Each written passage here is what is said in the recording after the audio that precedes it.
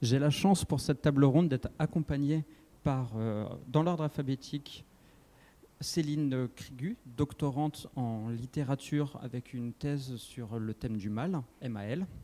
À ses côtés, Claire Garand, autrice de science-fiction, et notamment de son livre Paideia, qui a reçu le prix Verlanger et qui le recevra physiquement le 1er novembre prochain.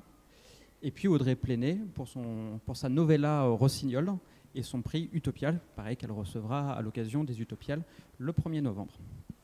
De mon côté, je suis le président de l'association Imaginaire, en partenariat avec l'Université d'Angers. L'association Imaginaire organise un salon littéraire dédié aux littératures de l'imaginaire une fois par an. Donc c'est dans ce cadre-là que nous proposons une table ronde thématique liée à l'imaginaire. On va parler du corps, comme vous avez pu le voir, et on va s'arrêter au corps dans sa définition qu'on pourrait trouver par exemple dans le Larousse, c'est-à-dire la substance matérielle d'un être animé, considéré en particulier d'un point de vue de son anatomie. On s'arrêtera uniquement à la définition de l'anatomie physique du corps et pas tout ce qui pourrait être le corps d'une société ou d'une entité sociale. C'est pour ces raisons qu'on se retrouve donc avec des autrices de SF extrêmement douées dans l'écriture de futur et surtout de l'altérité, et puis donc d'une doctorante qui écrit énormément sur le corps et ses différences. Et d'ailleurs, la première question, l'entrée en matière, est pour toi. Parce que qu'est-ce que le corps nous dit à la fois sur les êtres de fiction et sur les êtres, l'humanité, et est-ce que la différence de morphologie est un indicateur d'une moralité différente ? Déjà, merci au public d'être venu nous écouter parler sur des sujets qui nous passionnent. Donc moi, je travaille plus spécifiquement pour ma thèse sur le vampire spécifiquement masculin, puisque le vampire féminin, évidemment, ouvre sur des considérations qui sont tout autres et qui sont d'une richesse qui ne tenait pas dans ma thèse en termes de place et de temps. Et évidemment, le corps du vampire est au cœur de ce qui le rend si problématique, puisque, alors je vais essayer de ne pas développer pendant 3 quarts d'heure sur le sujet, mais le vampire est apparu dans la culture puis dans la littérature comme ce qui échappe à la science quand on définit le corps, c'est-à-dire que le vampire apparaît à l'âge des Lumières sous la forme de cas vampiriques qui étaient avérés à l'époque, entre guillemets, comme un irrésolu du corps. Donc en fait, il a toujours eu ce corps anormal. Il a évolué ensuite, on en parlait tout à l'heure, il est devenu sexy, il est devenu séduisant. Ce côté anormal est passé un petit peu, a été mis sur le côté, mais il reste toujours présent en fait. Il est toujours en fond de la figure. Donc moi, c'est vraiment ce sur quoi je travaille. Le vampire, en fait, évidemment, interroge aussi nos représentations du corps normal, entre guillemets, du corps anormal, entre guillemets. Et il se fait comme ça le porteur aussi des discours divers, des idéologies diverses qui le voient évoluer et circuler dans la culture. Le mythe du vampire, comme tu le définis, c'est quelque chose qui est très ancien. Ouais. Est-ce que vous, dans les SF, dans toutes vos lectures que vous avez pu avoir, est-ce que le mythe du vampire existe encore ou est-ce qu'on a dépassé ce stade-là ?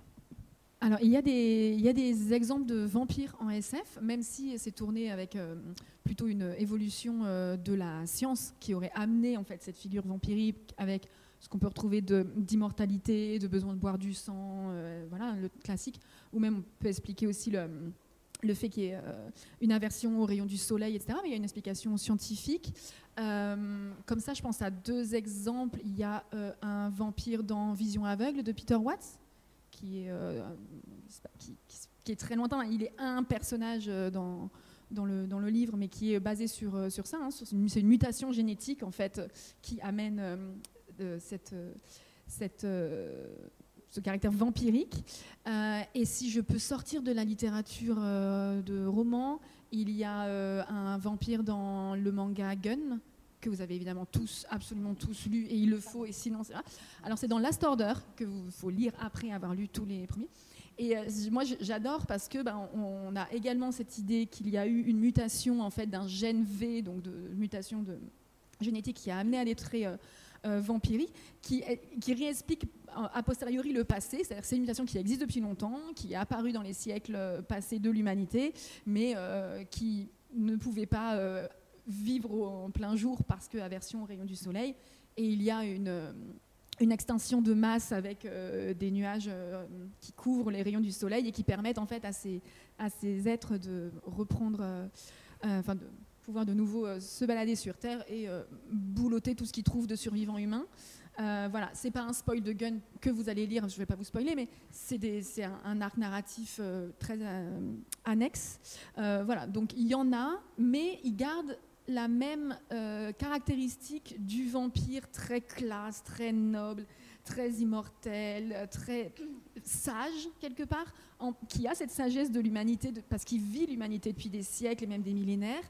Donc il porte une certaine noblesse. Et j'ai l'impression que c'est un peu le fantasme de la noblesse incarnée sur certains personnages de vampires. Et ça reste le cas en SF, en fait. Alors moi, je ne suis pas du tout spécialiste du vampire en SF. Ce que m'évoque le vampire, c'est la nouvelle d'Alexis Tolstoï du 19e, hein, La nuit du Vourdalak. La famille du Vourdalak, merci. Et en fait, moi, ce qui m'avait intéressé dans cette nouvelle, c'était justement qu'il n'y avait aucune élégance, aucune classe. On est sur les revenants qui viennent, alors tu parlais de boulotter, tout ce qu'il y avait de vivant, eh bien c'est vraiment de la possession, d'une certaine manière, les revenants, c'était le revenant de base. Et si on part de quelque chose d'aussi primitif, parce que c'est quand même très primitif, hein, c'est le mort qui revient et qui prend la vie de sa famille, hein, la famille meurt finalement. Là, effectivement, on peut commencer à trouver d'autres types de vampires en science-fiction, c'est-à-dire ça va être beaucoup plus scientifique, ça c'est sûr. Ça peut être, parce que dans la famille du Vourdalak, dans mon souvenir, ça fait un certain temps que je ne l'ai pas lu, il prend la force vitale des personnes de sa famille. Mais on peut trouver beaucoup de cas dans la science-fiction où ça n'est pas tant la force vitale qui est prise que le corps lui-même. Par exemple, où ça peut être une forme de... Là, je pense à un roman dans lequel, évidemment, j'ai oublié le titre, c'est merveilleux, mais j'avais trouvé l'idée très intéressante. L'auteur utilisait le concept de D-Book, qui est un concept juif.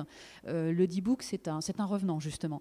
Et dans ce roman, les personnages étaient susceptibles de se faire une transplantation de persona, c'est-à-dire que vous aviez, par exemple, Audrey, non, je vais pas prendre ton exemple, mais tu te fais cloner ton esprit et je me fais transplanter ton esprit. Ça ne veut pas dire que tu remplaces le mien, mais nous sommes deux dans mon corps désormais. Et le D-Book intervient quand le deuxième esprit, le tien, prend possession de l'intégralité de la personnalité. Et c'est une forme vampirique, plus ou moins, mais alors ce serait super bien si je me souvenais du titre. Donc voilà, mais c'était quelque chose de purement technologique, ce système. Donc voilà, je suis navrée, ma contribution est un peu réduite, je lui ai coupé les ailes. Je vais juste revenir sur le vampire élégant, parce qu'en fait, la nouvelle de Tolstoï, elle est basée justement sur les premiers cas, entre guillemets, vampiriques. Donc, le vampire est apparu en Europe de l'Est, en Europe centrale, dans les années, pour la première fois, c'était 1670 et quelques, et ensuite 1732, avec des épidémies de gens qui sortaient de leur tombeau, qui étaient gonflés de sang, on ouvrait les cercueils, ils étaient encore vivants 3 semaines après, etc., etc. Donc évidemment, on l'explique aujourd'hui de la manière scientifique, mais c'était des vampires des milieux populaires, en fait, et qui venaient effectivement attaquer. La légende voulait qu'ils viennent attaquer les membres de la famille. Le vampire noble, il arrive avec les romantiques anglais, avec le roman de John Polidori en 1819, qui a été très fortement inspiré du poète Lord Byron, que certains d'entre vous connaissent évidemment. Et là, on a un vampire qui effectivement devient mondain, devient élégant, devient très subtil, mais le vampire, à la base, c'est juste une espèce de sangsue qui prend l'apparence ou qui prend le corps, ça dépend aussi des cas. Et du coup, on a vraiment 2 acceptions différentes En fait, plus il va être individualisé dans la fiction, plus il va avoir une identité, plus il va être séduisant. Plus il va être représenté sous la forme de multitude, et plus il va être horrifiant. À part Nosferatu de Murnau. J'allais citer Nosferatu, qui était le premier vampire que j'avais vu au cinéma. Et c'est assez horrifique en fait, parce que juste son attitude, toute sa communication non verbale, comment dire aujourd'hui, est quand même assez terrifiant. Très rassuré de découvrir Tom Cruise après. Enfin, je veux dire, ça a pas du bien. Mais ce qui est extraordinaire dans le Murnau, c'est qu'on peut toujours le revoir. Il est d'une force. Je l'ai revu il y a peut-être 1 an et j'étais vraiment surprise. Bon, en même temps, Murnau, bon, mais quand même, il y en a qui vieillissent un peu mal, mais celui-là, moi, je le trouve toujours aussi poignant. C'est juste une parenthèse. Voilà, on a fait un gros focus sur le vampire, on va s'éloigner un petit peu, même si on va y revenir plus tard. Dans toutes les créatures fantastiques, mythiques ou anciennes qu'on pourrait avoir, on pourrait citer par exemple le loup-garou, les zombies, etc. On reste un peu dans l'horrifique. Et justement, est-ce qu'il n'y a pas cette notion où, tu le citais avec Peter Watts, tout ce qui n'est pas humanoïde est foncièrement méchant? Est-ce que ce n'est pas un indicateur de facilité en fait? Dans les romans anciens, puisque tu parles du mal, est-ce qu'ils sont tous abhumains? Ou est-ce que l'humanité a sa part de méchanceté? Alors, le vampire, il est intéressant justement parce qu'il est toujours à l'entre-deux, entre humanité et non-humanité. C'est-à-dire qu'il y a très très peu de vampires. Bon, parfois, ils se métamorphosent. On a toute cette image de la chauve-souris, etc. On parlait du film de Coppola où il prend 12 000 apparences et ça n'a plus aucun sens parce qu'on ne sait jamais à quoi il va ressembler. Donc, en fait, à force d'être monstrueux, il en perd sa monstruosité, quoi. C'est un peu... voilà. Mais en fait, il est toujours, et c'est pour ça que le film de Murnau est aussi frappant, il est toujours à la croisée de l'humain et du non-humain. Il est toujours à cet entre-deux-là, comme si il était quelque chose qui restait vraiment infigurable, qui restait, je ne sais pas, alors on peut l'analyser de plein de manières différentes, ça a été fait, c'est la part d'animalité qui reste en nous, c'est... Il y a une lecture que moi je trouve super intéressante qui revient aux représentations du diable à l'époque avant la Renaissance. On avait un diable composite, c'est-à-dire que le diable était représenté sous la forme, une espèce d'assemblage de différents animaux. Vous aviez des parties de chauve-souris, vous aviez des parties de loup, des parties de serpent, etc. Et ça représentait, en fait, il incarnait le chaos qui était mis au centre, qui était mis comme danger à la création divine. La création divine, c'était l'harmonie, et le diable composite venait représenter ce chaos-là. Et le vampire, en fait, reprend ce côté chaotique, et son côté hybride à l'entre-deux vient insérer, en fait, par la représentation, cette notion de chaos. Moi, c'est ce que je trouve absolument fascinant. Et même chez les vampires les plus humanisés, les plus séduisants, on pense à Twilight, évidemment, il y a toujours cette part d'étrangeté, il y a toujours cette part de décalage avec l'humain. Donc le vampire est vraiment spécifique pour ça. C'est pas forcément humanisé égale bon, non humanisé égale mauvais. C'est beaucoup plus complexe que ça. Il navigue vraiment entre les deux. Puis on a des séries comme True Blood par exemple, où on a des vampires qui sont bons, puis on a des humains qui sont mauvais, etc.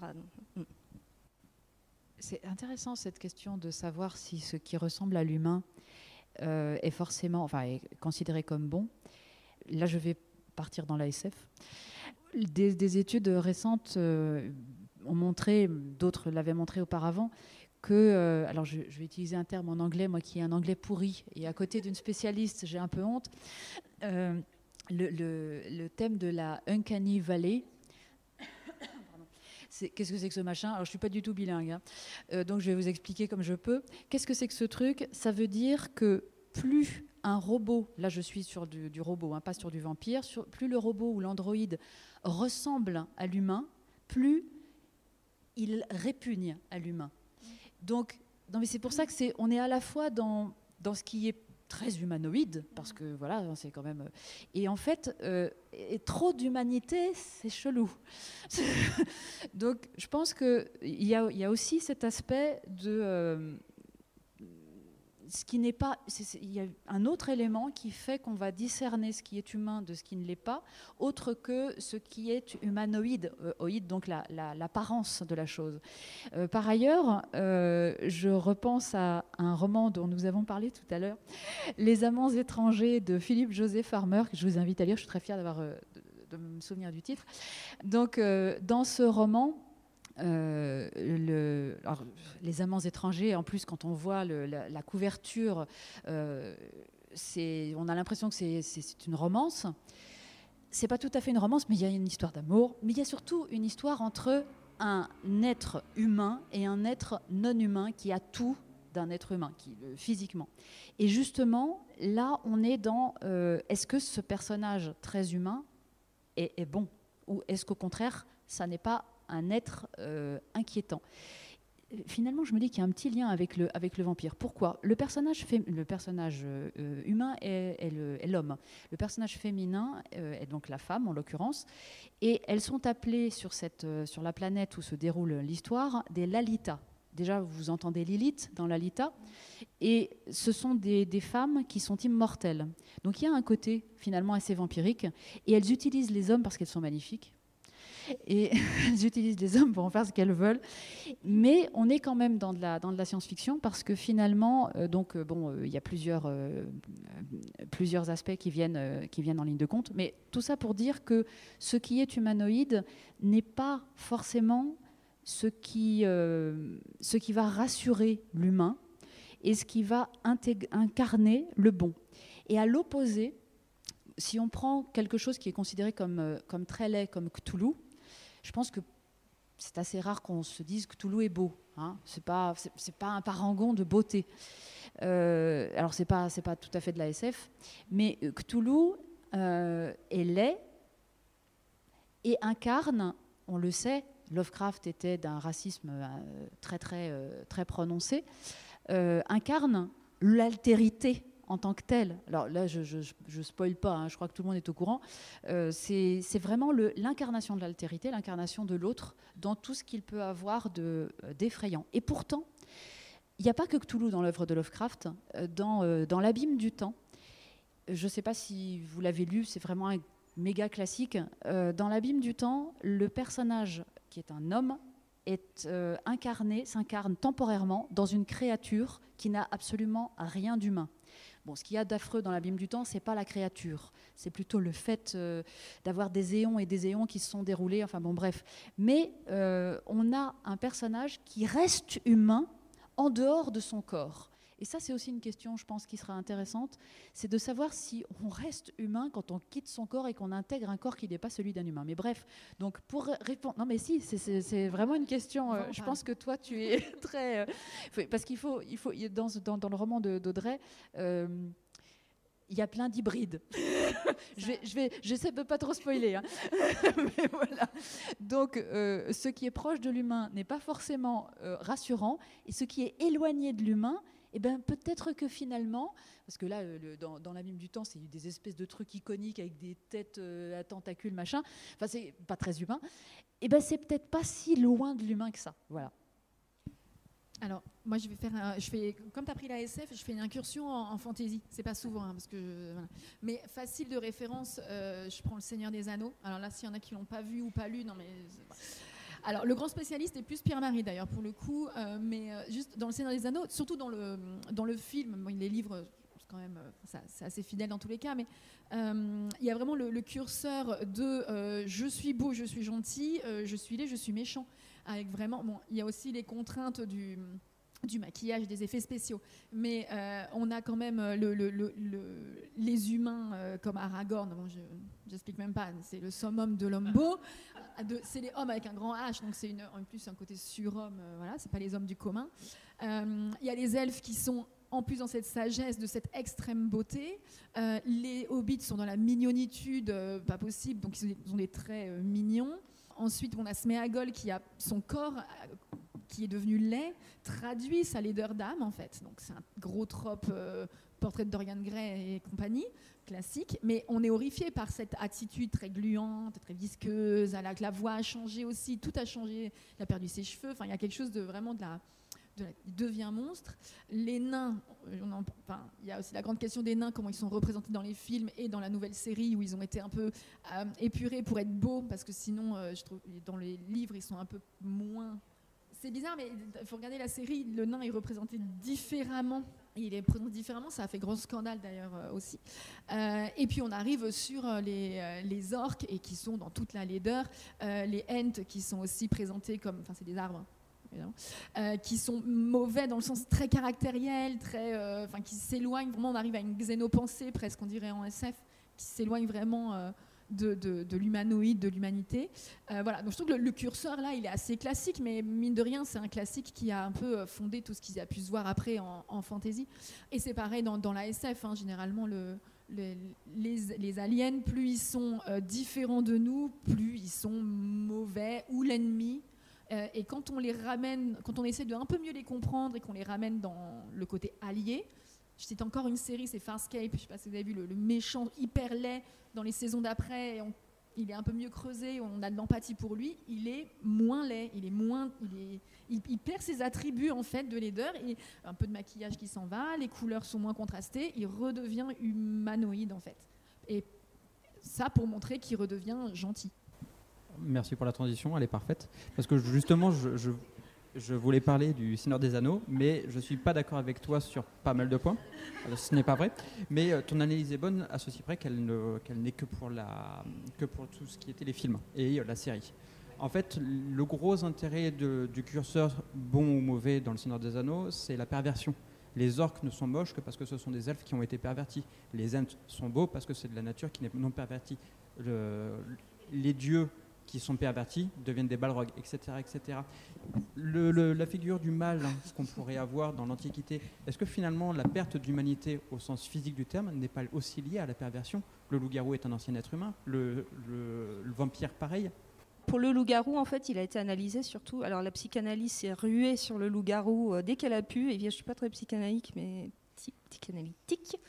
mais c'est les pulsions, quoi. C'est l'homme victorien anglais très respectable qui se laisse aller à ses pulsions et du coup qui devient super moche et tout poilu parce qu'en fait, c'est un animal. Voilà. Le vampire dans Coppola, non mais c'est vrai, devient loup-garou aussi dans la scène, je ne sais pas si vous l'avez vu, avec Lucie dans le jardin, etc. Enfin, qui fait aucun sens, mais voilà. Donc en fait, il y a plusieurs lectures à ça. Il y a plus que bien et mal, il y a vraiment cette idée de contrôle de soi et pulsion.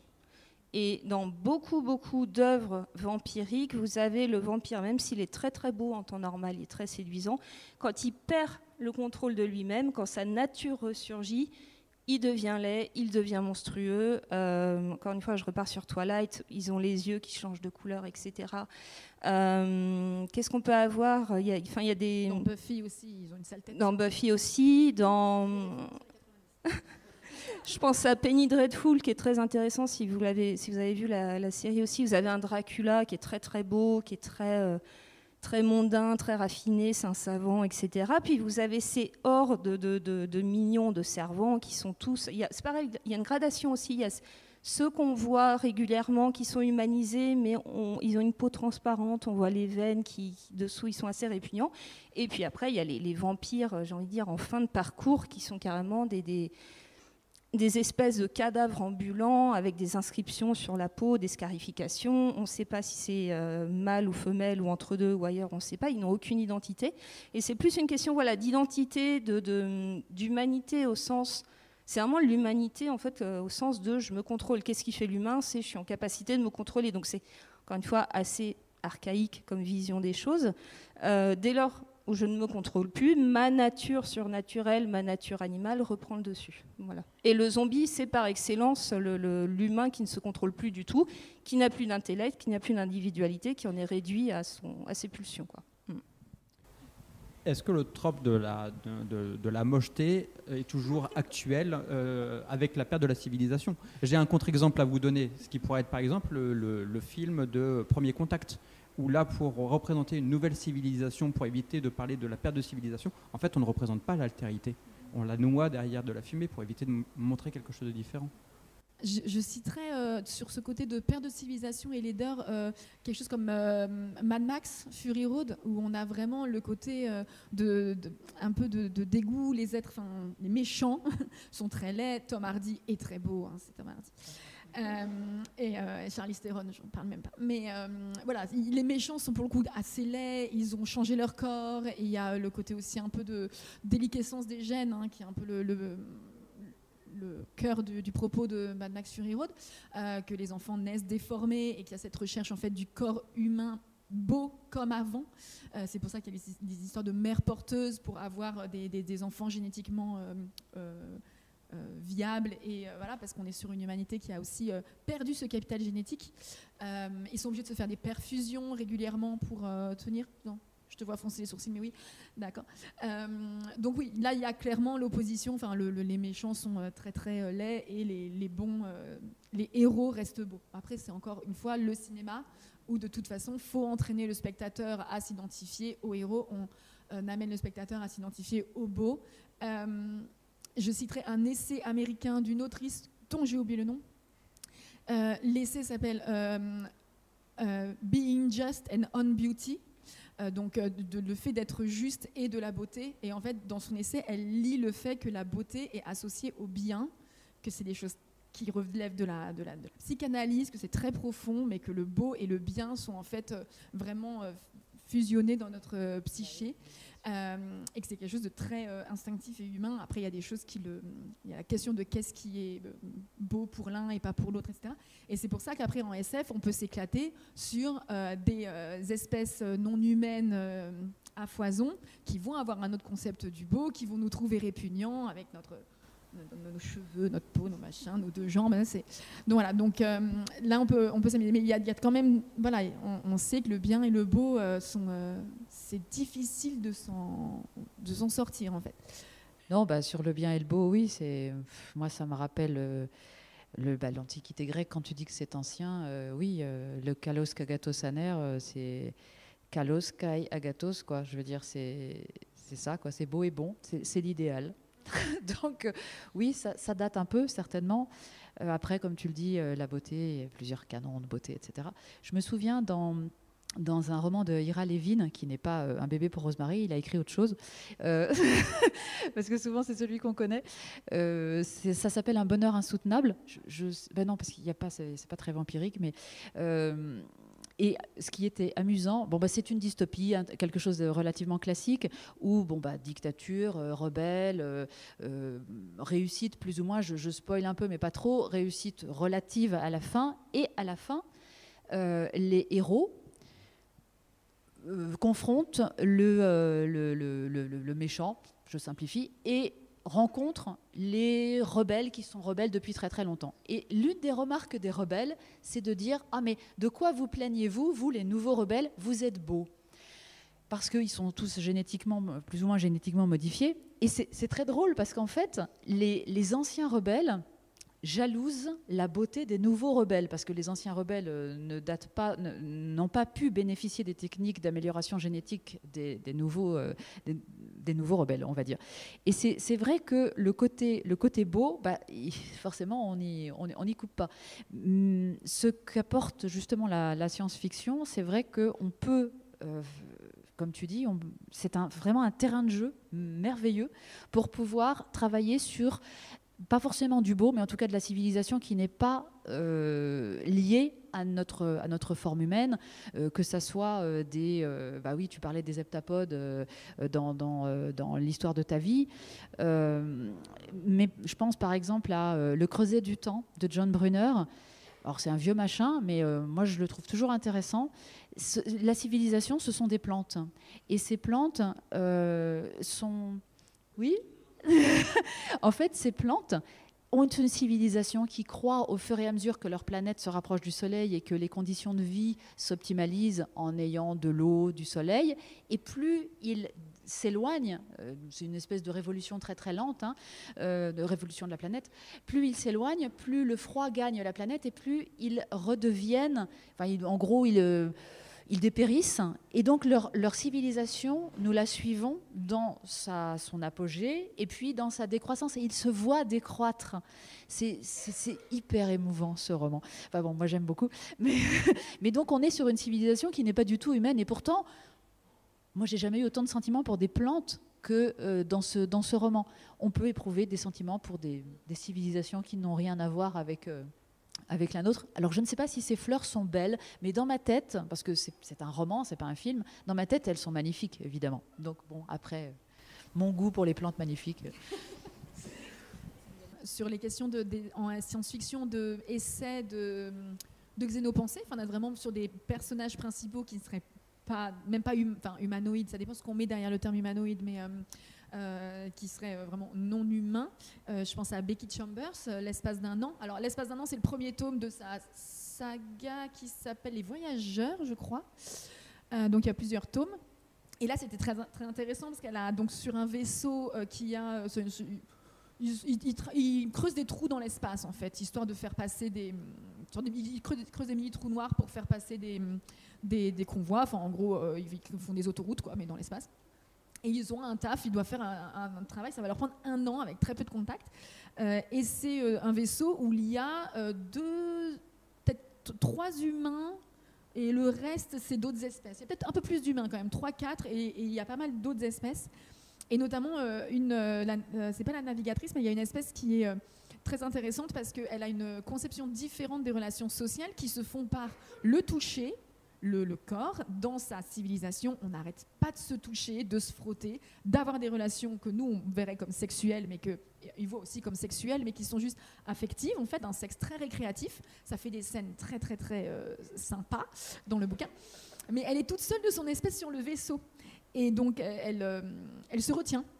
Elle se retient de tout le temps caresser un peu tout le monde. Et elle se retient. Et c'est une des humaines, en fait, qui, un moment après une visite sur sa planète d'origine, où elle voit tous ces échanges, qui va la voir en disant, mais en fait, depuis des mois, tu te retiens, enfin, t'es pas bien, en fait. Tu ne peux pas faire ta vraie socialisation.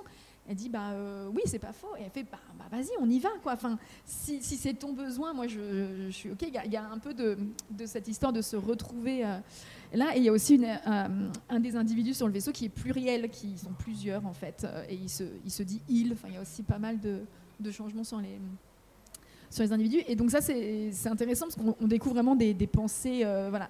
Et il y a aussi cette espèce que j'adore qui ne fonctionne qui ne donnent le beau qu'à la vérité. Donc qui sont tous sur la question du le mensonge est laid, la vérité est belle, et qui a tout basé sa civilisation sur ça. Et c'est vraiment un exercice de xénopensée hyper intéressant. Et on a de l'empathie pour ces personnages. Il y a même une IA, on a de l'empathie pour ce qu'elle vit, en fait. Il y a quelque chose de très, très, très fort dans la narration.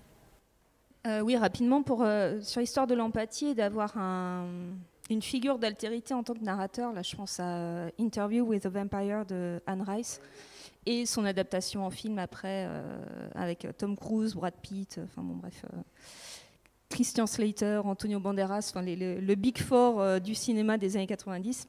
Et en fait, ce roman qui a été écrit en 1976, c'est le premier roman, on va dire, à grand succès qui présente le vampire non plus comme une figure justement de l'altérité, non plus comme la menace à éliminer, mais vraiment comme on rentre dans sa tête, on se rend compte que ah bah oui, être vampire, disons, c'est pas facile.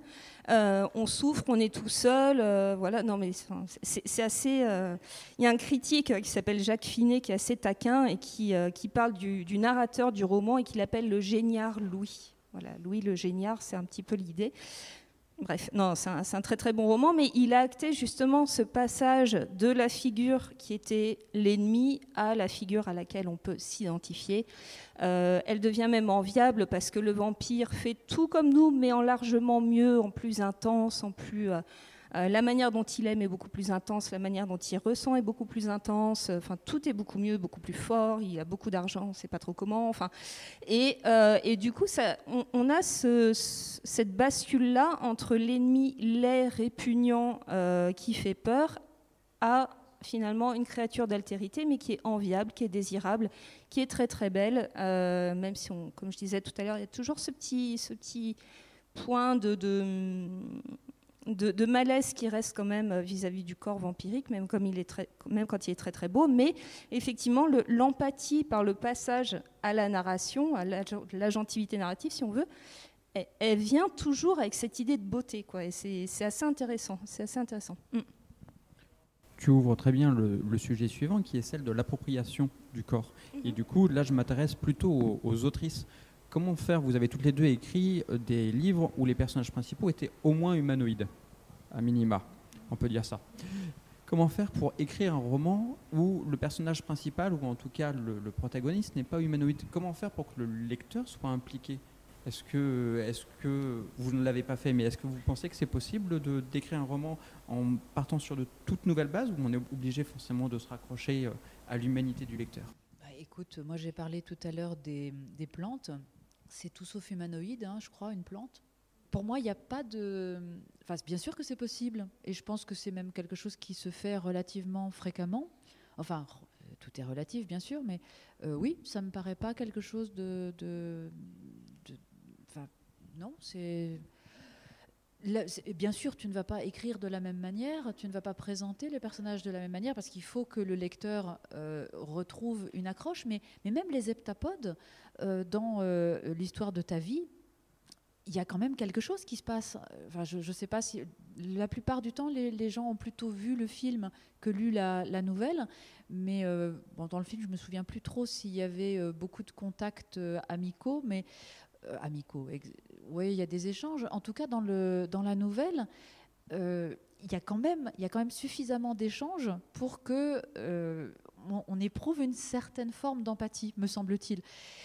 Je me souviens d'un roman de Daniel Martinigol, un roman jeunesse, où le lien entre... c'était Les Abîmes d'Outre-mer, je crois, où les êtres humains rentraient à l'intérieur d'un animal, dans ce qui était appelé le cerveuil, donc un mot valise entre cerveau et œil. Et il y avait un lien, une espèce de symbiose, pas un parasitisme, une symbiose entre les deux.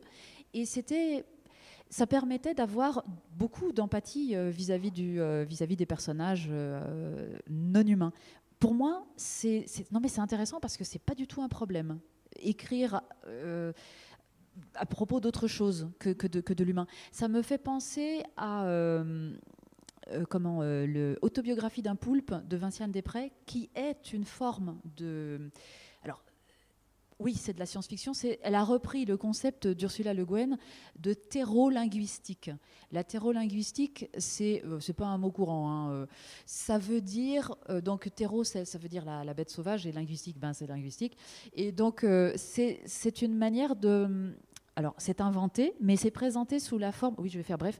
Ce sont des fausses conférences qui montrent que des animaux, comme des poulpes, mais aussi des marsupiaux, s'expriment, et des araignées aussi, s'expriment.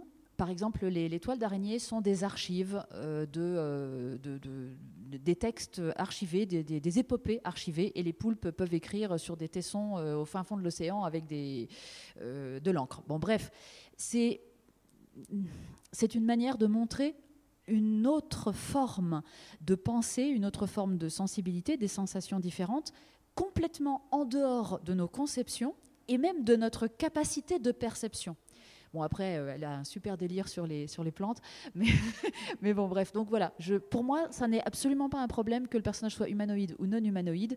C'est juste qu'on va l'écrire différemment, mais en plus, l'altérité, on est tous autres. Enfin, je veux dire, l'altérité n'est peut-être pas si éloignée entre êtres humains et entre autres formes de vie et de conscience, on va dire. Voilà, c'est comme ça que je perçois la chose. Je l'ai fait, moi, dans Rossignol, j'ai, je sais pas, peut-être 30, 40 espèces non humanoïdes, non humaines, on va dire. Non humaines. Même mon humaine est une version hyper évoluée, on va dire, de l'humaine. C'est plus vraiment nous. Et en plus, il y a une interfécondité entre espèces, ou même parfois simplement du génie génétique, qui fait qu'il y a des hybrides et qu'en fait tout le monde est très différent les uns des autres. Enfin, en gros, on est tous des mélanges, ils sont tous des mélanges des différentes espèces. Voilà. Les écrire, c'était faisable d'un point de vue extérieur. Mon personnage principal reste quand même fortement humaine dans sa façon de penser. Maintenant, si je devais écrire à la première personne sur un personnage non humain, ce serait pas difficile sur du non humanoïde. Je veux dire, je pourrais dire les tentacules, la peau écailleuse. J'en ai des personnages pour lesquels j'ai écrit beaucoup plus, qui sont sortes de grandes lézards / serpents. Ça se fait, il n'y a pas de souci. Greg Egan l'a fait sur ses Glory, ou Glory surtout, où ces personnages se font construire un corps à partir d'une imprimante 3D pour aller explorer une planète et la science mathématique de cette planète. Et en fait, c'est des sortes de gros cafards géants. Voilà. Donc, il explique ce que c'est d'avoir un exosquelette et une carapace. Bon, ok. Mais donc le corps, on pourrait le décrire. On pourrait le faire. D'ailleurs, tout ce qui est d'imaginer la vie d'un chat. Enfin, il y a des choses. Les fourmis de Bernard Werber, ces fourmis, bon, il explique les antennes, les phéromones, ça se fait. Mais l'expérience de xénopensée derrière, elle serait compliquée. Enfin, je veux dire, et là, je reviens à l'histoire de ta vie, la nouvelle de Ted Chiang qui a donné le film The Arrival et qu'ils ont traduit en français par Premier Contact parce que je ne sais pas, ils n'ont pas pris des trucs qui existaient, mais c'est pas grave. Où elle pose une question, enfin quand on lui dit il faut que vous demandiez aux aliens qui viennent d'arriver quelles sont vos intentions en venant sur Terre, quelles sont vos intentions envers nous, je me souviens plus de la phrase en anglais. Et elle leur dit, mais je ne peux pas leur poser cette question. Déjà, la question, c'est est-ce qu'ils sont un jeu ou un nous? Est-ce qu'ils ont le concept d'intention, d'action? Est-ce qu'ils nous considèrent, nous, comme étant également sujets, en fait? Est-ce qu'ils ont, est-ce qu'ils ont le concept de la question? Ou ils ne sont que... Et en fait, elle entoure sur le tableau tout ce qu'il faut d'abord vérifier. Et ça, c'est de la xénopensée hyper intéressante, au-delà du fait qu'ils ont 7 tentacules et qu'ils voilà, et qu'ils respirent pas exactement le même air que nous et qu'il faut une petite barrière entre eux, etc. Voilà. Après, le principe, c'est sur leur langage, qui est justement génial. C'est un langage qui est bien au-delà d'une autre de transcription du sens par des symboles.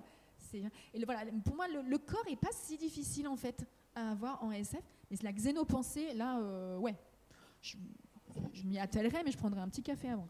Oui, j'ai juste un tout petit, un tout petit ajout.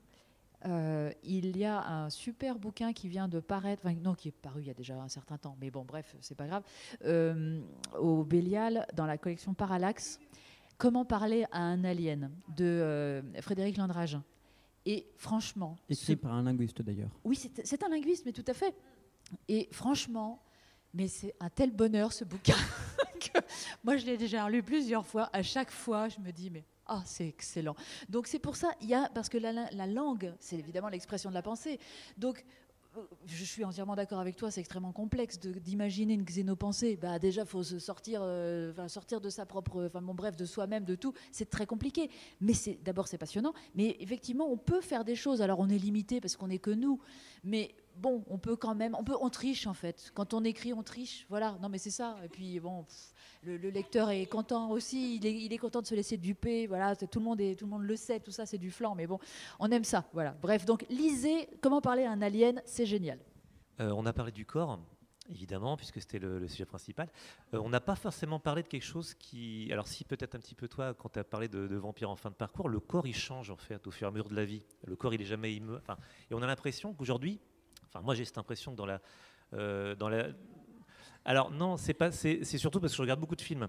Et dans les films, le corps ne change pas. Et on voit beaucoup de jeunesse, on voit beaucoup de corps qui ne vieillissent pas, mais aussi à travers les films de super-héros, les corps ne se blessent pas. Des fois, on a même l'impression qu'on est dans OSS 117, il se coiffe pas, c'est un Playmobil, ça revient, quoi.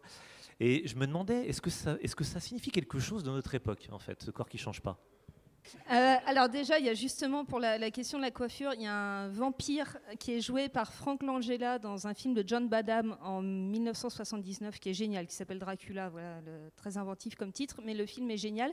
Et il a un brushing de l'infini qui ne bouge jamais. Et à un moment donné, il est tête en bas, ça bouge pas. Il se remet à l'endroit, ça bouge pas, c'est génial. Mais le film est super, donc c'était pour la question capillaire.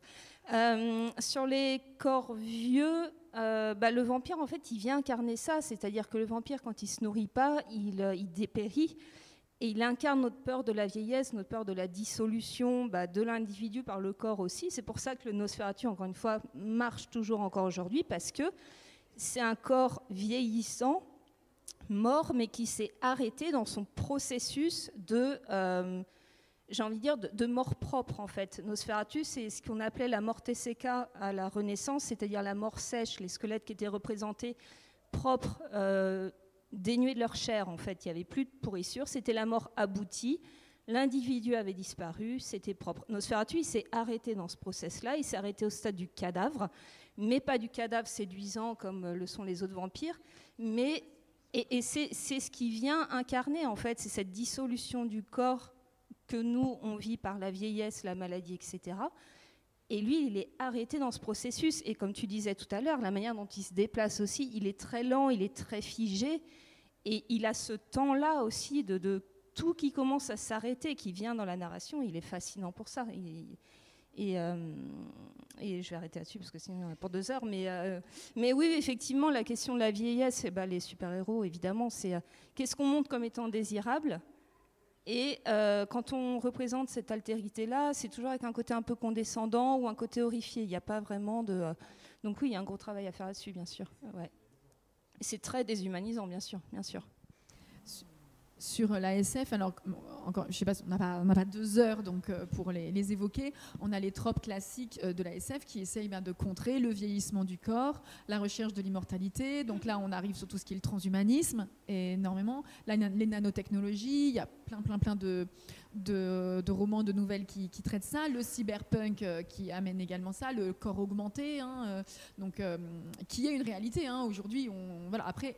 Encore une fois, on est tous déjà augmentés. Si vous portez des lunettes, techniquement, vous êtes déjà un humain augmenté, puisque vous, voilà, parce que vous avez quelque part vous êtes allé au-delà de l'état naturel de votre corps, sachant que l'humain n'est pas naturel, on est toujours, voilà, on ne l'est plus. Et ensuite, le truc ultime, c'est se passer du corps, tout simplement, avec tout ce qui peut être le téléchargement de l'esprit humain dans la sphère numérique. Lisez les nouvelles de Ken Liu, le téléchargement de l'humain dans une pile dans la nuque. Lisez Carbone modifié. Et ce que ça fait dans Carbone modifié, ce qui est intéressant, c'est que le corps, c'est plus un corps, c'est en anglais, c'est sleeve, donc c'est du genre une manche où on peut se mettre dedans, c'est une chose. Voilà, c'est ça. Et ce que ça fait du corps, son apparence est plus importante, puisque de toute façon, c'est plus vraiment ce qui fait notre vrai moi. Donc voilà, l'immortalité par la sublimation du corps, comme on dit. Pour ça, en SF, on en a pléthore. Avec le petit twist, dans pas mal d'écrits, on va avoir des personnages qui vont dire non, je renonce à mon immortalité, je renonce à ça parce que finalement, ce qui fait qu'on est humain, c'est vivre, c'est vieillir, c'est dépérir et c'est mourir. Donc comme La Déclaration, qui est le roman dont j'ai oublié le nom de l'auteur, ou les nouvelles de Ken Liu, encore une fois, sur ces nouvelles de la... j'ai oublié le nom aussi de ces nouvelles, mais lisez dans Jardin de poussière. Ouais. En fait, il a plusieurs nouvelles qui sont sur le même thème et c'est la singularité. Je fais juste une aparté pour une référence. John Scalzi avec Le vieil homme et la guerre. Le speech du 4e de couverture, c'est quand j'ai eu 70 ans, j'ai fait 2 choses. J'ai enterré ma femme et je me suis engagé dans l'armée. Et tout le début du roman, c'est expliqué qu'à partir d'un certain âge, en dessous d'un certain âge, l'armée n'engage pas parce qu'on considère que l'être humain n'a pas suffisamment d'expérience. Par contre, à partir d'un certain âge, on tue le corps et on crée un nouveau corps pour pouvoir être apte à la guerre, mais avec les enrichissements de l'âge. Tu voulais répondre dessus un petit peu ?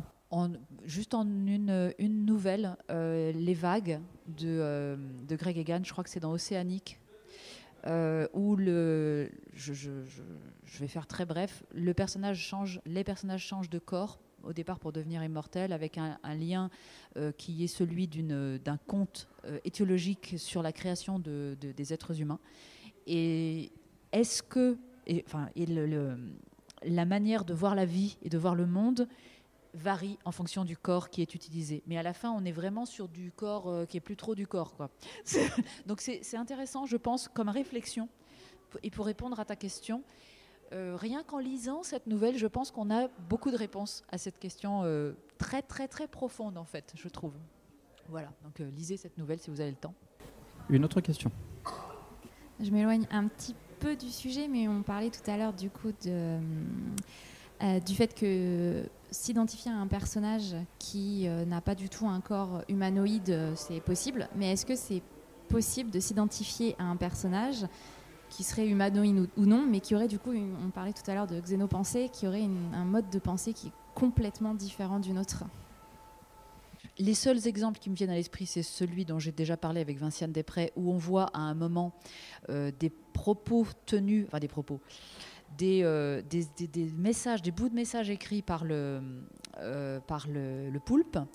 Si ça me fait penser à un texte de Luvan, Spleen, des nouvelles dans lesquelles ce sont des pensées transmises par des racines d'arbres.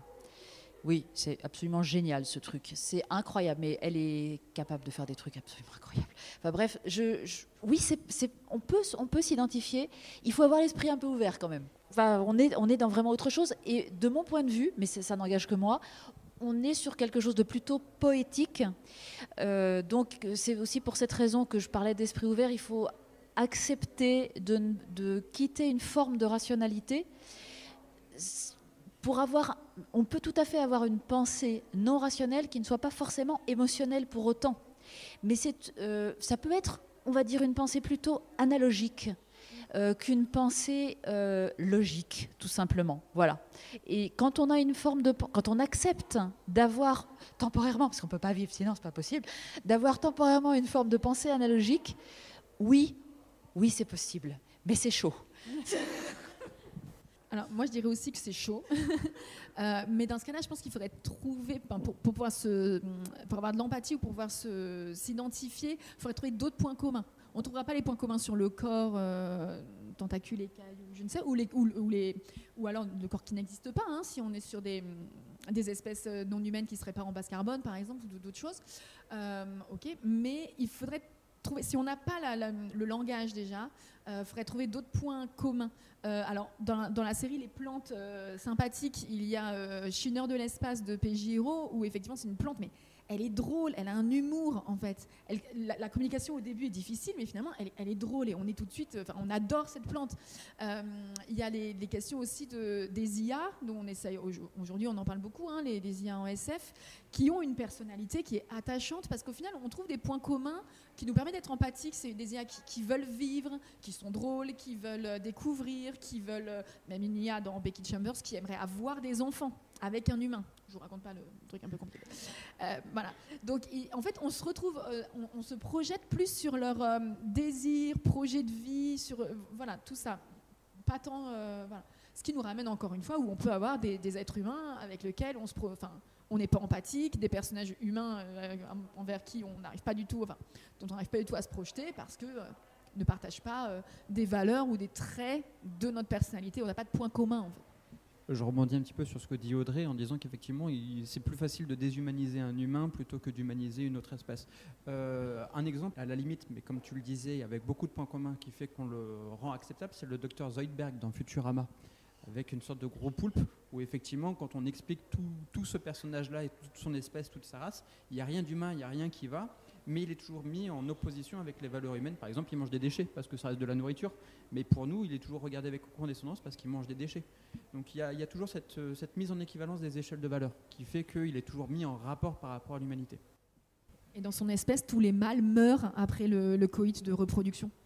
Et lui, il est triste de ne pas avoir été choisi, mais il survit, il est triste d'avoir survécu. Et on arrive à être empathique envers lui en disant mais c'est trop. Voilà, tu voulais pas mourir quand même. Il fait mais vous vous rendez pas compte, j'ai pas fait ça, toute mon espèce le fait. Alors que c'est dégueulasse. Il y a une scène horrible où tous les mâles sont en train de crever sur la plage, complètement putréfiés. Et lui, il pleure parce qu'il a pas été choisi. Et sinon, merci beaucoup toutes les trois, donc Céline, Claire et puis Audrey, pour avoir répondu aux questions et avoir rendu cette table ronde très intéressante.